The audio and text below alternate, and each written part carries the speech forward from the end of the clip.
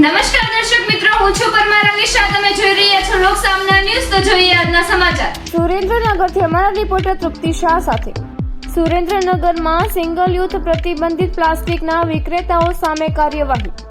સુરેન્દ્રનગર મહાનગરપાલિકાની solid waste management team દ્વારા municipal commissioner doctor Navnath ગહવાણેના માર્ગદર્શન હેઠળ નાયબ મ્યુનિસિપલ કમિશનર શ્રી આર.કે. ચૌહાણની અધ્યક્ષતામાં મહાનગરપાલિકા વિસ્તારમાં સિંગલ યુઝ પ્લાસ્ટિકના વેપારને અટકાવવા માટે કાર્યવાહી હાથ ધરવામાં આવી રહી છે.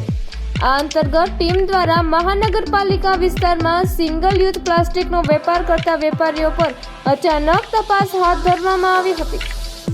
આ રેડ દરમિયાન જય સેલ્સ એજન્સી અને જય પ્લાસ્ટિકમાંથી કુલ 800 કિલો સિંગલ યુઝ પ્લાસ્ટિક જપ્ત કરવામાં આવ્યું હતું.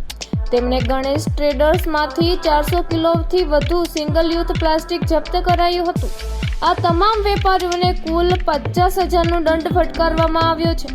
મહાનગરપાલિકા દ્વારા પર્યાવરણ સુરક્ષા અને પ્લાસ્ટિક પ્રદૂષણને રોકવા માટે આવી કાર્યવાહીઓ ચાલુ રાખવામાં આવશે.